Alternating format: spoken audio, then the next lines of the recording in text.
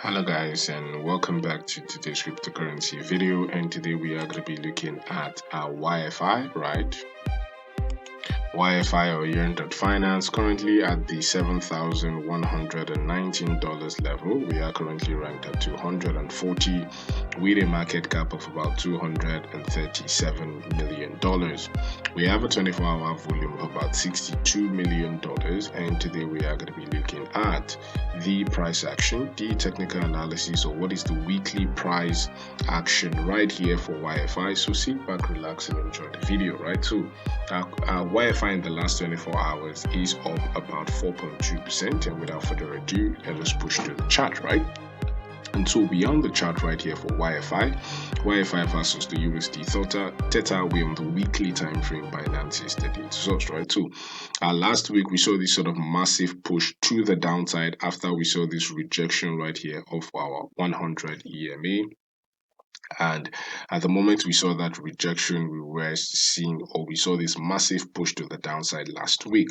This week, basically we have opened below, showing that could signify even more selling price action, and we could see one more push to the downside before we see any sort of push to the upside. If we flip to the daily chart, the daily chart gives us more context right here as to what we should expect this week, right? So because of this open looks a little bit bearish, and so we need to form some sort of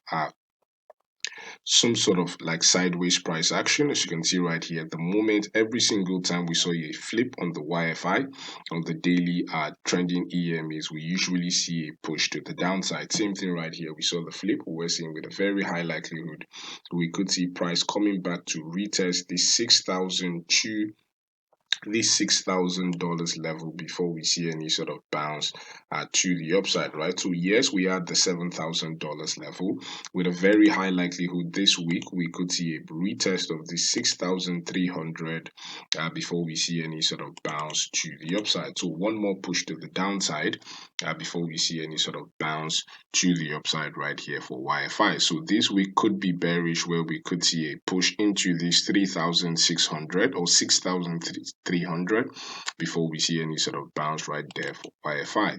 And basically, if we continue to look at the volume profile continues to show bearish signs, momentum in favor of the bears, showing that we could still see one more drop before we see any sort of bounce to the upside right here for YFI. So that's the update right here on YFI. If you like the channel, please do not forget to click on the like button, click on subscribe button, and thank you for watching, and have a blessed day.